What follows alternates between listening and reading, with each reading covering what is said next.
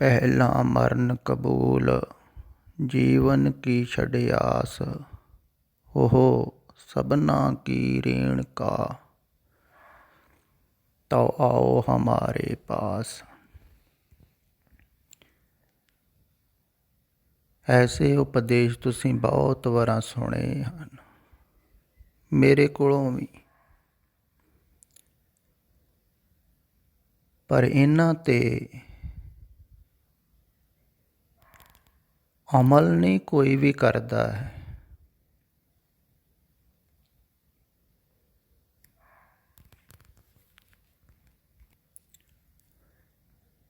क्योंकि मरना तो कोई भी नहीं चाहता है।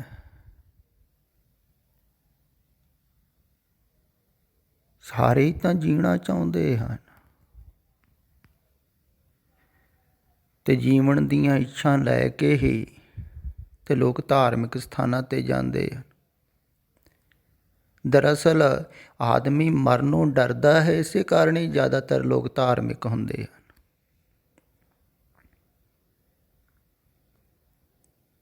धार्मिक स्थानां ते जाते हैं भी दुख तकलीफां ना आउण, मरनों डरदा है ना। ਜਿਹੜੇ ਸਥਾਨ ਤੇ ਦੁੱਖ ਤਕਲੀਫਾਂ दूर ਹੁੰਦੇ ਹੋਣ ਉੱਥੇ ਜ਼ਿਆਦਾ ਜਾਂਦੇ ਹਨ ਲੋਕ, ਬਿਮਾਰੀਆਂ दूर ਹੁੰਦੀਆਂ ਹੋਣ।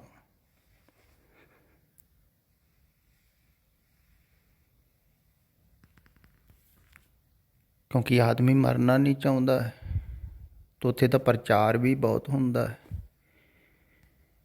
फिर फलाने धार्मिक स्थान ते देखो बड़िया बड़िया बीमारियां दूर हो गई, कैंसर दूर हो गया, तो लोग मरनों डरते हैं। ਤਾਂ ਹੀ ਤਾਂ ਜਾਂਦੇ ਹਨ धार्मिक ਸਥਾਨਾਂ 'ਤੇ। ਸਾਧੂ ਮਹਾਤਮਾ ਕੋਲ ਵੀ ਇਸੇ ਕਰਕੇ ਜਾਂਦੇ ਹਨ। ਅਤੇ ਜ਼ਿਆਦਾਤਰ ਜਿਉਣ ਦੀਆਂ ਕਲਾ ਹੀ ਸਿਖਾ ਰਹੇ ਹਨ ਧਾਰਮਿਕ ਲੋਕ ਵੀ।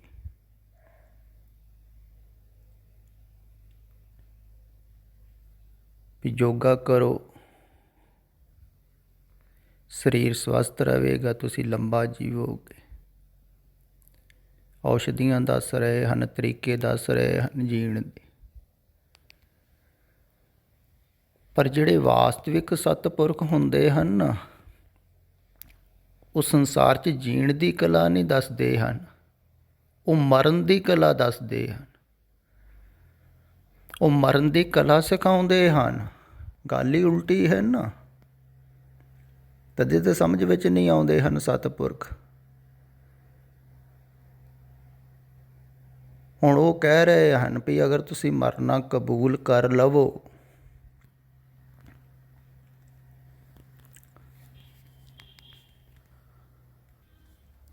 ਤਾਂ ਆਓ ਹਮਾਰੇ ਪਾਸ, ਤਾਂ ਸਾਡੇ ਕੋਲ ਆ ਸਕਦੇ ਹੋ। ਪਰ ਲੋਕ ਤਾਂ ਜੀਣ ਵਾਸਤੇ ਜਾ ਰਹੇ ਹਨ, ਇਹਦਾ ਮਤਲਬ ਉਹਨਾਂ ਕੋਲ ਕੋਈ ਵੀ ਨਹੀਂ ਪਹੁੰਚਦਾ ਹੈ। ਤੇ ਫਿਰ ਖਿਆਲ ਵਿੱਚ ਰੱਖਣ ਯੋਗ ਹੈ, ਐਸੇ ਸ਼ਬਦ ਪੜ੍ਹ ਲੈਣੇ ਬੜੇ ਸਿਖਾਲੇ ਹਨ। ਕਈ ਧਾਰਨਾ ਪੜ੍ਹਦੇ ਹਨ, ਮਰਨਾ ਕਬੂਲ ਲੈ ਜੀਵਨ ਦੀਆਂ ਛੱਡ ਦੇ ਆਸ। ਪਰ ਕਬੂਲ ਕਰਨਾ ਬਹੁਤ ਕਠਿਨ ਹੈ।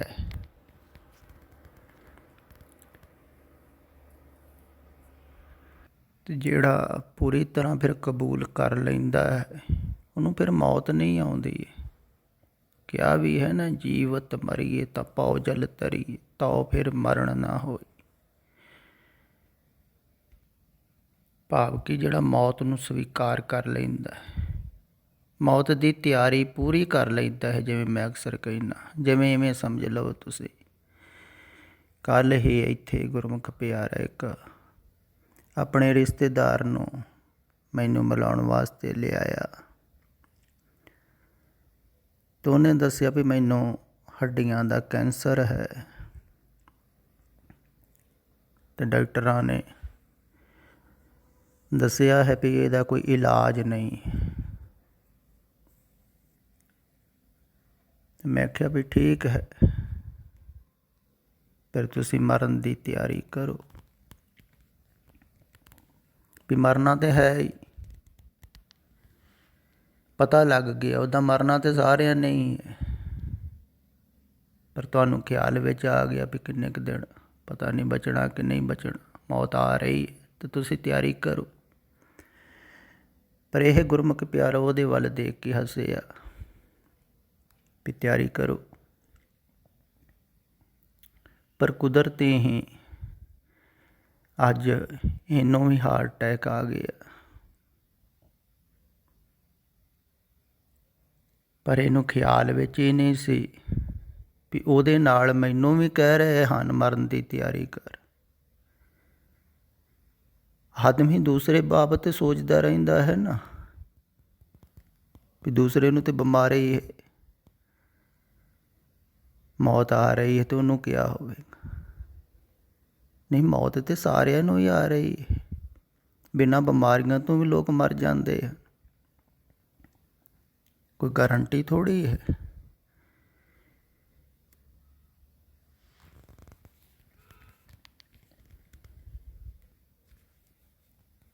ਅਤੇ ਜਿਹੜੇ ਥੋੜ੍ਹੇ ਜਿਹੇ ਸੁਚੇਤ ਹੁੰਦੇ ਹਨ ਉਹਨਾਂ ਨੂੰ ਪਹਿਲਾਂ ਹੀ ਪਤਾ ਲੱਗ ਜਾਂਦਾ ਹੈ, ਦੇਖ ਲਓ ਵੀ ਮੌਤ ਆ ਰਹੀ ਹੈ। ਜਿਵੇਂ ਗੌਤਮ ਬੁੱਧ ਨੇ ਇੱਕ ਮੁਰਦਾ ਦੇਖਿਆ ਅਤੇ ਆਪਣੇ ਮਰਨ ਦੀ ਯਾਦ ਆ ਗਈ।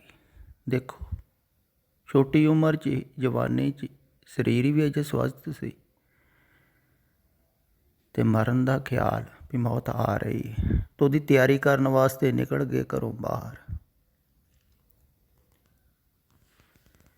ਵੀ ਜਿਹੜੀ ਆ ਹੀ ਰਹੀ ਹੈ ਤੇ ਪਹਿਲਾਂ ਉਹਦੀ ਹੀ ਤਿਆਰੀ ਕਰੀ। ਤੇ ਮੌਤ ਦੀ ਤਿਆਰੀ ਕੀ ਹੈ ਵੀ ਮੌਤ ਜੋ ਕੁਝ ਛਡਾਉਂਦੀ ਹੈ, ਕੀ ਕੁਝ ਛਡਾਉਂਦੀ ਹੈ। ਜਦੋਂ ਸਰੀਰ ਮਰਦਾ ਹੈ ਤੁਹਾਡਾ ਸਭ ਕੁਝ ਛੁੱਟ ਜਾਂਦਾ ਹੈ ਨਾ, ਤਾਂ ਉਹ ਜਿਹੜਾ ਜੀਂਦੇ ਜੀ ਛੱਡ ਦਿੰਦਾ ਹੈ ਉਹਦੀ ਤਿਆਰੀ ਹੋ ਜਾਂਦੀ ਹੈ।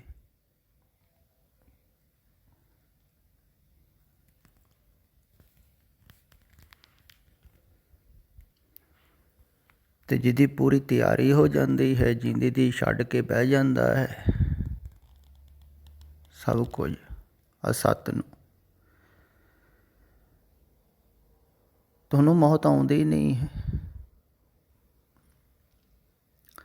ਅਤੇ ਜਿਹੜਾ ਤਿਆਰੀ ਨਹੀਂ ਕਰਦਾ ਹੈ ਉਹਨੂੰ ਹੀ ਮੌਤ ਆਉਂਦੀ ਹੈ, ਫਿਰ ਉਹਨੂੰ ਤੜਫਾ ਤੜਫਾ ਕੇ ਮਾਰਦੀ। ਜਿੰਦੇ ਦੀ ਇਹਨਾਂ ਤਿਆਰੀ ਕੀਤੀ ਅਤੇ ਉਹਨੂੰ ਫਿਰ ਅੱਗੇ ਤਿਆਰੀ ਕਰਨ ਵਾਸਤੇ ਭੇਜ ਦਿੱਤਾ ਜਾਂਦਾ ਵੀ ਮੌਤ ਦੀ ਤਿਆਰੀ ਕਰ। ਮੌਤ ਦੀ ਤਿਆਰੀ ਕਰਨ ਵਾਸਤੇ ਹੀ ਆਦਮੀ ਇੱਥੇ ਹੈ।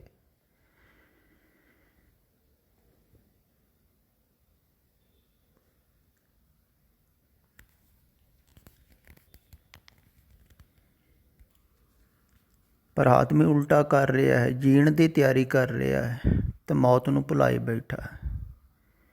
ਮੌਤ ਸੱਚ ਹੈ, ਕਿਹਾ ਵੀ ਹੈ ਨਾ, ਜੀਣਾ ਝੂਠ ਅਤੇ ਮਰਨਾ ਸੱਚ। ਅਤੇ ਜਿਹੜਾ ਸੱਚ ਹੈ ਉਹਨੂੰ ਭੁਲਾ ਦਿੱਤਾ ਅਤੇ ਝੂਠ ਵਿੱਚ ਜੀ ਰਿਹਾ ਹੈ।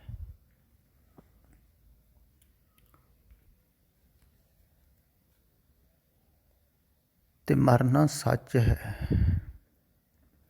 ਅਤੇ ਸੱਚ ਨੂੰ ਜਿਹੜਾ ਸਵੀਕਾਰ ਕਰ ਲੈਂਦਾ ਹੈ ਵੀ ਠੀਕ ਹੈ, ਜਿੱਧਰੋਂ ਮਰਨਾ ਹੈ, ਜਿਹੜੇ ਪੱਖ ਤੋਂ ਮਰਨਾ ਹੈ ਉਸ ਪੱਖ ਤੋਂ ਆਪਾਂ ਪਹਿਲਾਂ ਹੀ ਮਰਨ ਨੂੰ ਤਿਆਰ ਹਾਂ।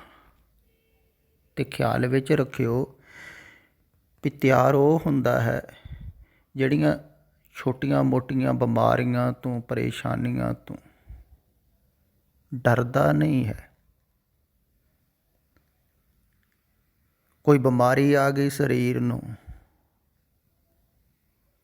ਤਾਂ ਉਹ ਭੈਭੀਤ ਨਹੀਂ ਹੁੰਦਾ ਹੈ। ਅਗਰ ਉਹ ਭੈਭੀਤ ਹੋ ਰਿਹਾ ਹੈ ਤਾਂ ਸਮਝ ਲੈਣਾ ਚਾਹੀਦਾ ਉਹ ਮਰਨ ਨੂੰ ਡਰਦਾ ਹੈ, ਮੌਤ ਸਵੀਕਾਰ ਨਹੀਂ ਹੈ ਨਾ। ਅਤੇ ਛੋਟੀਆਂ ਮੋਟੀਆਂ ਬਿਮਾਰੀਆਂ ਤੋਂ ਜਿਹੜਾ ਡਰ ਰਿਹਾ ਹੈ ਅਤੇ ਜਿਹੜਾ ਡਰਦਾ ਨਹੀਂ, ਇਹਨਾਂ ਬਿਮਾਰੀਆਂ ਤੋਂ ਇਹਨਾਂ ਪਰੇਸ਼ਾਨੀਆਂ ਤੋਂ, ਤਕਲੀਫਾਂ ਤੋਂ ਫਿਰ ਮੌਤ ਨੂੰ ਵੀ ਸਵੀਕਾਰ ਕਰ ਲੈਂਦਾ।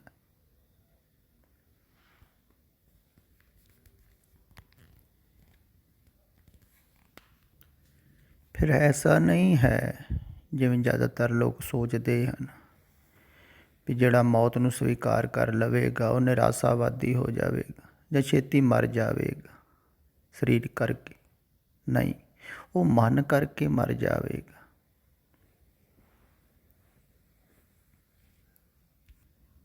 ਕਿਉਂਕਿ ਜਿਹੜੇ ਜੀਵਨ ਵਾਸਤੇ ਮਨ ਜੀ ਰਿਹਾ ਸੀ ਉਸ ਜੀਵਨ ਨੂੰ ਹੀ ਛੱਡ ਦਿੰਦਾ ਹੈ, ਉਸ ਜੀਵਨ ਨੂੰ ਸਮਰਪਿਤ ਕਰ ਦਿੰਦਾ ਹੈ ਸਤਿਗੁਰੂ ਵੀ ਆਹ ਜੀਵਨ ਤੇਰਾ ਹੈ, ਭੇਟ ਕਰ ਦਿੰਦਾ ਹੈ ਤੇ ਜਾਣ ਲੈਂਦਾ ਹੈ ਉਹ ਹੀ ਵੀ ਇਹ ਜੀਵਨ ਤਾਂ ਪਹਿਲਾਂ ਹੀ ਮੇਰਾ ਨਹੀਂ ਸੀ। ਸਮਝ ਲਿਆ ਸੀ ਮੇਰਾ, ਤੁਸੀਂ ਸਮਝ ਰਹੇ ਹੋ ਮੇਰਾ ਜੀਵਨ ਤੁਹਾਡਾ ਨਹੀਂ ਸਮਝਿਆ ਹੋਇਆ। ਫਿਰ ਇਹਨੂੰ ਹੀ ਭੇਟ ਕਰਨਾ, ਝੂਠ ਨੂੰ ਭੇਟ ਕਰਕੇ ਸਤਿਗੁਰਾਂ ਕੋਲ ਸੱਚ ਮਿਲ ਜਾਂਦਾ ਹੈ। ਤੁਸੀਂ ਕਦੇ ਖਿਆਲ ਕੀਤਾ ਤੁਸੀਂ ਪੈਦਾ ਹੋਏ ਸੀ? ਸੋਚੋ, ਤੁਹਾਨੂੰ ਤਾਂ ਪਤਾ ਵੀ ਨਹੀਂ ਪੈਦਾ ਹੋਏ। ਤੁਸੀਂ ਆਪਣੇ ਆਪ ਨੂੰ ਸਰੀਰ ਦੇ ਵਿੱਚ ਪਾਇਆ, ਬਹੁਤ ਸਮੇਂ ਬਾਅਦ ਤੁਹਾਨੂੰ ਖਿਆਲ ਆਇਆ। ਬੱਚੇ ਨੂੰ ਤਾਂ ਪਹਿਲੇ ਪਤਾ ਹੀ ਨਹੀਂ ਹੁੰਦਾ ਮੈਂ ਕੌਣ ਹਾਂ।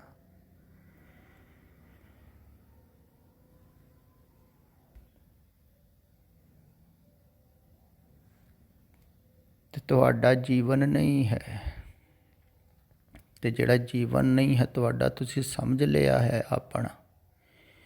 ਮੇਰੀ ਧਾਰ ਬੰਧਨ ਬੰਦੇ ਉਹਦੇ ਨਾਲ ਵੱਧ ਗਏ। ਪਹਿਲਾਂ ਇਸ ਜੀਵਨ ਦੇ ਨਾਲ ਬੰਧੇ, ਇਸ ਜੀਵਨ ਦੁਆਰਾ ਹੋਰ ਜੀਵਨਾਂ ਦੇ ਨਾਲ ਬੰਧ ਗਏ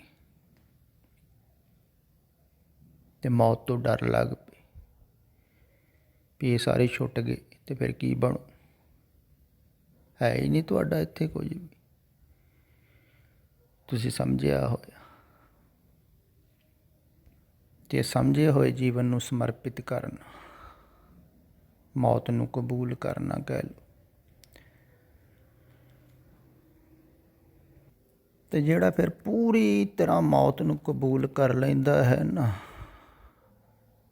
ਭਾਵ ਕਿ ਆ ਸੱਤ ਵੱਲੋਂ ਮਰ ਜਾਂਦਾ ਹੈ, ਉਹਦਾ ਸੱਤ ਵਿੱਚ ਜੀਵਨ ਹੋ ਜਾਂਦਾ ਹੈ।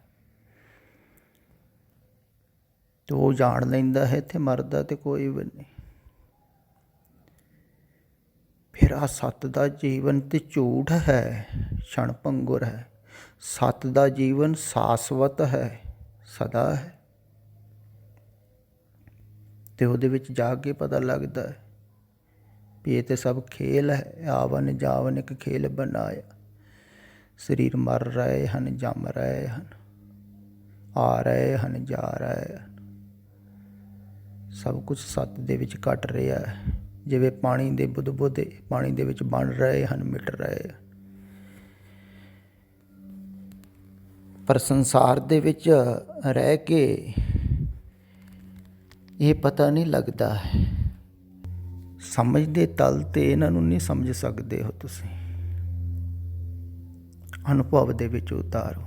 ਤੇ ਜਦੋਂ ਵੀ ਮੌਕਾ ਮਿਲੇ, ਕੋਈ ਬਹੁਤ ਗਹਿਰਾ ਦੁੱਖ ਆ ਜਾਵੇ, ਤਕਲੀਫ ਆ ਜਾਵੇ, ਜਿਵੇਂ ਗੁਰਮੁਖ ਪਿਆਰੇ ਨੂੰ ਹਾਰਟ ਅਟੈਕ ਆਇਆ ਹੈ, ਅਗਰ ਪੂਰੀ ਤਰ੍ਹਾਂ ਸਵੀਕਾਰ ਹੋ ਜਾਵੇ ਵੀ ਠੀਕ ਹੈ ਮਰਨਾ ਤਾਂ ਹੈ ਹੀ,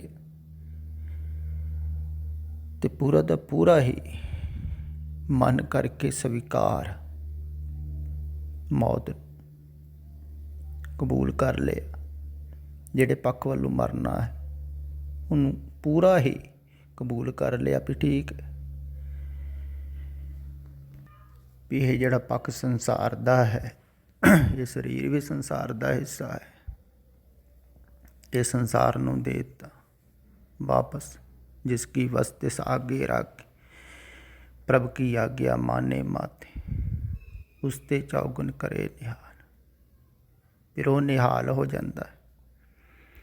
ਕਿਉਂਕਿ ਸਰੀਰ ਜਿਹੜਾ ਹੈ ਪੰਜਾਂ ਤੱਤਾਂ ਦਾ ਹੈ, ਉਹਨਾਂ ਨੂੰ ਸਮਰਪਿਤ ਕਰ ਦਿੰਦਾ ਅਤੇ ਮਰਨਾ ਕਬੂਲ ਕਰ ਲੈਂਦਾ ਅਤੇ ਉਹ ਆ ਜਾਂਦਾ ਹੈ ਤਾਂ ਆਓ ਹਮਾਰੇ ਪਾਸ। ਉਹ ਹੀ ਪਹੁੰਚਦਾ ਹੈ ਸਤਿਗੁਰਾਂ ਕੋਲ। ਸਤਿਗੁਰਾਂ ਕੋਲ ਰਹਿ ਕੇ ਕੋਈ ਸਤਿਗੁਰਾਂ ਕੋਲ ਨਹੀਂ ਪਹੁੰਚਦਾ ਹੈ। ਅਗਰ ਉਹ ਅਸਤ ਵੱਲੋਂ ਮਰਨਾ ਕਬੂਲ ਨਹੀਂ ਕਰ ਰਿਹਾ ਅਤੇ ਉਹ ਬਹੁਤ ਵਡਭਾਗੀ ਹੁੰਦੇ ਹਨ ਜਿਨ੍ਹਾਂ ਨੂੰ ਅਵਸਰ ਮਿਲਦਾ ਹੈ ਜੀਵਨ ਝੂਠ ਦਿਖਾਈ ਦਿੰਦਾ। ਜਦੋਂ ਬਹੁਤ ਦੁੱਖ ਕਸ਼ਟ ਆ ਜਾਣ ਨਾ, ਉਦੋਂ ਝੂਠ ਲੱਗਦਾ ਹੈ ਵਾਕਿਆ 'ਚ ਵੀ ਝੂਠ ਹੀ ਹੈ, ਸਭ ਕੁਛ ਛੁੱਟ ਜਾਣਾ ਹੈ। ਤਾਂ ਉਦੋਂ ਖਿਆਲ ਵਿੱਚ ਜ਼ਿਆਦਾ ਆਉਂਦਾ ਹੈ ਵੀ ਸਭ ਕੁਛ ਵਿਅਰਥ ਹੈ, ਅਸਤ ਹੈ। ਅਤੇ ਅਸਤ ਨੂੰ ਛੱਡ ਕੇ ਉਹ ਖੜ੍ਹਾ ਹੋ ਜਾਂਦਾ ਹੈ, ਕਬੂਲ ਕਰ ਲੈਂਦਾ ਹੈ ਵੀ ਠੀਕ ਹੈ, ਜਿਹੜਾ ਛੁੱਟਣਾ ਹੀ ਹੈ ਮੈਂ ਛੱਡ ਕੇ ਪਹਿਲਾਂ ਹੀ ਖੜ੍ਹਾ, ਮਰਨਾ ਕਬੂਲ ਹੋ ਗਿਆ। ਅਤੇ ਉਹਦੀ ਫਿਰ ਜੀਵਨ ਦੀ ਇੱਛਾ ਨਹੀਂ ਨਾ ਰਹਿ ਜਾਂਦੀ ਅਤੇ ਉਹ ਫਿਰ ਮਰਦਾ ਹੀ ਨਹੀਂ ਹੈ, ਕਿਉਂਕਿ ਅਸਤ ਵੱਲੋਂ ਉਹ ਮਿਟ ਗਿਆ ਅਤੇ ਸੱਤ ਵਿੱਚ ਹੋ ਗਿਆ। ਜੀਵਤ ਮਰੀਏ ਤਾਂ ਪਾਓ ਜਲ ਤਰੀਏ, ਤਾਂ ਉਹ ਫਿਰ ਮਰਨ ਨਾ ਹੋਏ। ਅਸਤ ਵੱਲੋਂ ਮਰ ਗਿਆ ਜਿਹੜਾ, ਮਿਟ ਗਿਆ, ਫਿਰ ਉਹਦਾ ਜੀਵਨ ਸੱਤ ਵਿੱਚ ਹੁੰਦਾ, ਸਦਾ ਜੀਵਨ, ਵਾਸਤਵਿਕ ਜੀਵਨ। ਮਰਨੇ 'ਤੇ ਹੀ ਪਾਈਏ ਪੂਰਨ ਪਰਮਾਨੰਦ। ਦੇਖੋ, ਪੂਰਨ ਪਰਮਾਨੰਦ ਅਸਤ ਵੱਲੋਂ ਮਰ ਕੇ ਫਿਰ ਮਿਲਦਾ ਹੈ, ਭਾਵ ਕਿ ਮਰਨਾ ਕਬੂਲ ਕਰਕੇ ਮਿਲਦਾ ਹੈ। ਅਤੇ ਡਰੋ ਨਾ।